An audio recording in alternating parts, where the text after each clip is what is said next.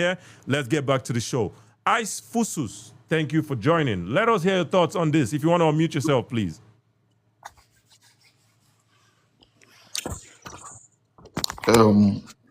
Chioma, good evening, everyone. Yeah, good evening. Achọrọ ndị Igbo atagafu too much, but I just have a specific question. Okay, but that question, before you get into the question, you see the topic, Okay. right? Can we at least start with the topic and then go to your question somewhat? Okay, so the truth, scam. Kano agwago ndị Igbo a lot of things that didn't come to pass. That means they have lied to the Igbo people. Okay? A lot of people have actually lost their lives. So, well, I'm somebody that like to move forward. You got to go. I like him because sometimes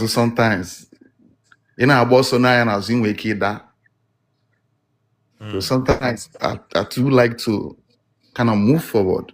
Absolutely, and I agree with you too. We should move forward. So, in moving forward, how do you mean? Because the topic today is Biafra. Is it a scam or a struggle?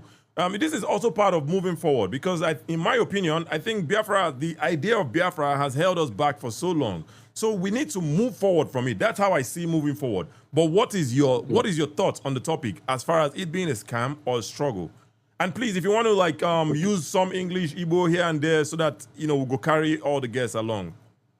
That's what I'm doing. Yeah. I'm just putting it out there. But if we're gonna say the way it is, it affects more Igbo people.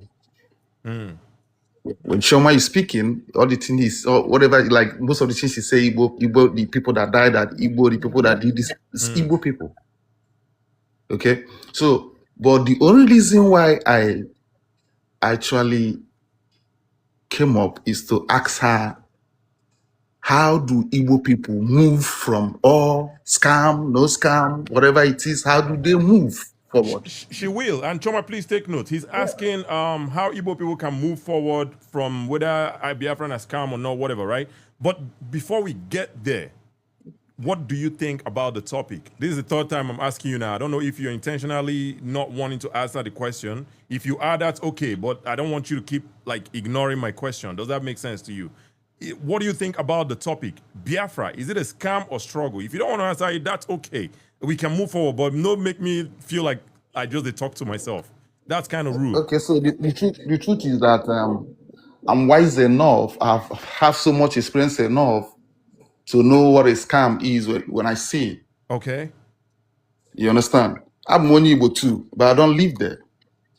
Okay? I got go a lot of places. No, I have so much exposure in life. So I know what is a scam when I see it. It's Biafra is scam. But the thing is, partially, if you really want to talk about it, there's some truthfulness in it, and there's some part of scam in it too. So you say 50-50. You understand? It's not everything about this is not a scam. Let's be truthful. So which parts of it are not scam? Maybe talk about everything about it. Everything about it. The truth is that Igbo people has lost almost everything. So are we gonna say it's a scam that people are dying? What did Igbo people lose? Everything. You said everything. Yeah, life. Let me start about life. Life. Okay. Do you actually see what happened in Nigeria with the Igbo youth? How they've been treated? Like they've been treated, and where they've been treated. I've been seeing videos. Like I said multiple times, I don't live there. You don't need to live there. Where are they doing the stuff? Name the stuff. Don't you see videos online? Like how people have been harassed, how people are being treated differently, like.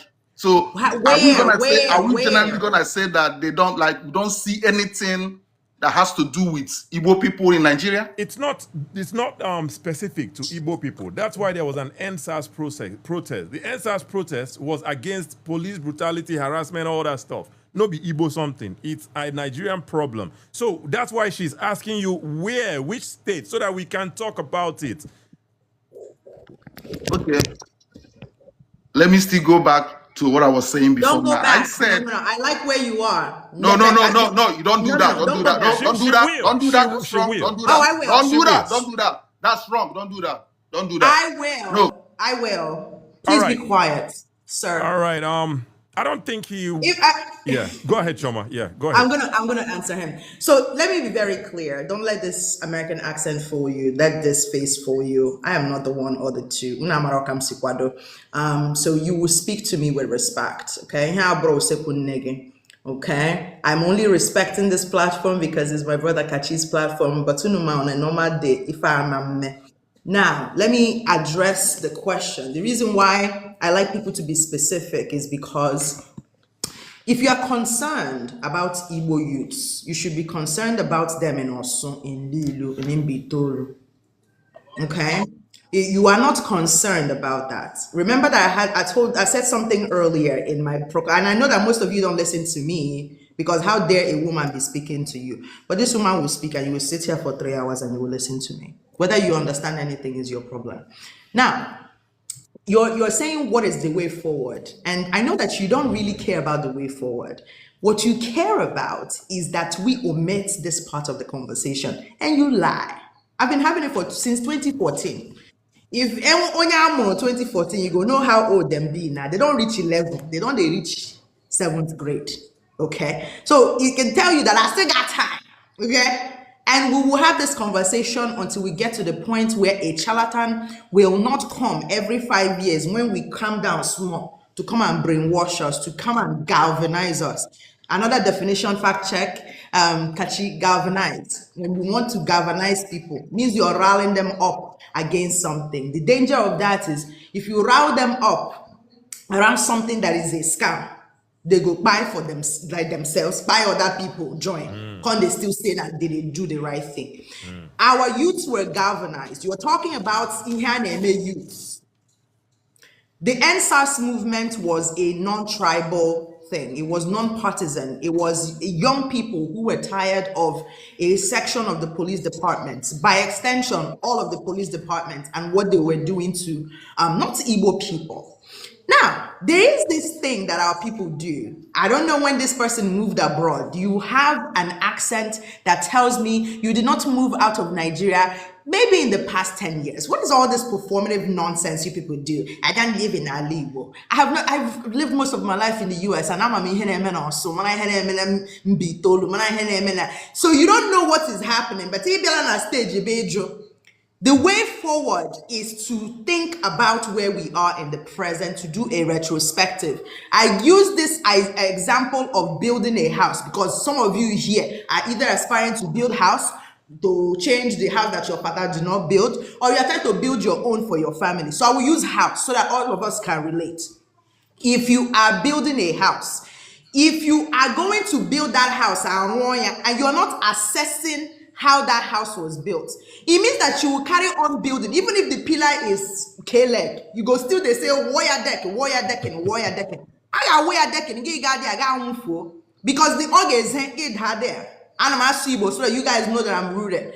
Now, the reason why it is important for us to do this retrospective, I have to do a shameless plug. You guys know that I'm part of a strategy think tank organization called Igbo Integration Movement. The first trailer of our documentary on what's happened in Osu is now up. You will be seeing it and seeing me talk about it a little bit more on my page. Is it on YouTube? Yeah.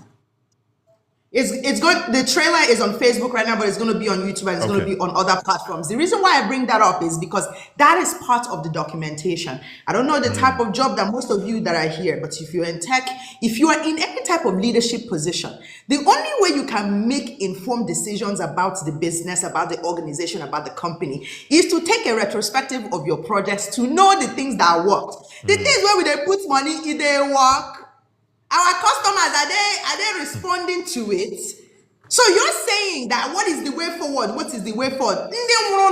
You say you are concerned about the youths and Nigeria, but you didn't know when children in the Southeast could not go to school for 5 years on Mondays. Children who were born from 2019 to 2026 did not know that Mondays were school days. So you know you do not care about the youths. I started to think the type of generation that we are building, where you guys do this sort of performative nonsense. Each and every go to stage, I say, Chioma, in terms of what Igbo people need to do. We must first acknowledge Nansobudi. Now one on Akreka, because in our own case, the Agwo has left the rafters and the Akreka. Oh, by our house. Yo gaga yakwa there. Yo ga mo python na no bingo there. Mocha bingo na all the things in on there. We have passed the hour in the rafters. We are in this existential spot where for 5 good years, men who tell me that I'm not qualified to talk about the war sat at home every Monday morning. Monday, that is the beginning of the week. Do say what I continue no pura no piamoge nele if you come out we buy you know we love dead bodies, and you sat at home and you come here to tell me that you somehow we should believe you that you care about the youths. If you cared about Igbo youths, you should have cared about them in Osun in Bitolu. They were inside the bushes when they were buying Igbo people, when they were burying people alive. Those were Igbo youths. So we are doing a project where we are listing all of the names, every single Igbo community that was affected from this Biafra agitation. We will document it. Africans have an issue with documentation. That is why you have an issue with history. I do not care how this makes you feel. If you like, block me on every platform, but I can guarantee you that this conversation must be had. We don't need you to partake in the conversation, because when the agitation happened, nobody asked us for our take in it. When they were going the wrong way and we say they are going the wrong way, that's in here, nobody paused. So now we will not pause. This is the stage we are in. Don't rush us. If you cared about the progress, why were you sitting at home on Monday for 5 good years? I beg. You could not talk another thing. Next person, please. Absolutely. And before the next person, there's an important point you made there. You said when they were doing all what they were doing, nobody asked nobody asked for our take. Meaning they didn't ask for our take when they were doing their IPOB and agitation and declaring secession and declaring sit at home. This was something that this same individual, the show we were on a few days ago, this same individual, he made this comment like, when they were asking him questions, he was like, well, I don't need your permission to seek for self-determination. This brazenly, this person was saying it in our faces, like, I don't need your permission to seek for self-determination. But I'm Igbo, and you're seeking that self-determination on my behalf, apparently. But you're telling me you don't need my permission. Can you imagine how infuriating this thing is? This idea is, right? It's ridiculous. We all need to be angry. Like, thinking about it again, it's very annoying. An individual who sits in London and say he doesn't need my permission, Kachi's permission, to seek for self-determination of a tribe that I belong to. Right. Anyway, Right. anyway, thank you.